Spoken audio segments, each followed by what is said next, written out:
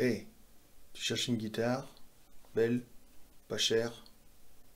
Voici la Telecaster Harley Benton T52. C'est parti. Je suis David, alias Davlot, beatmaker, compositeur, intervieweur, et j'aime essayer du matériel, si possible pas cher. Donc aujourd'hui, une jolie guitare à voir. Donc voici la T52 de Harley Benton. La seule différence avec une Fender, la tête avec la petite virgule. Moi je trouve que ça a son charme. Celle-ci, elle est entièrement couleur naturelle. C'était mon rêve d'avoir ce type de guitare. Très très belle. Quand je l'ai eu, la première chose que j'ai fait, j'ai changé les cordes. J'ai mis des Ernie Ball. Parce que les cordes d'origine, c'est pas qu'elles sont forcément pas bonnes, mais c'est que quelquefois, ça fait 6 mois que la guitare les a et elle était trimballée à droite à gauche avec les déplacements. On est bien d'accord que c'est pas une guitare française et qui vient pas du quartier d'à côté. Le corps est en frêne américain. D'ailleurs, c'est les mêmes frênes qu'ils utilisent pour les Squier, hein. Même peut-être pour certaines Fender. Le manche est en érable, la touche en érable, manche vissée en 4 points. Les mécaniques vintage. 2 micros simples, bobinage. Je pense que je les changerai, un de ces 4. J'avais regardé, et puis il y a des micros qui existent à... Des micros Fender, et ça vaut 85 balles. Vu que la pelle, elle vaut pas très cher, avec 85 balles, j'ai quand même une très très bonne guitare. Revenons sur le manche. Manche en érable, profil C. Vraiment très agréable, il s'ouvre bien. Vraiment très très bonne qualité. Il n'y a pas grand chose à dire. Si vous voulez. Vraiment vraiment beau. Hop, les finitions.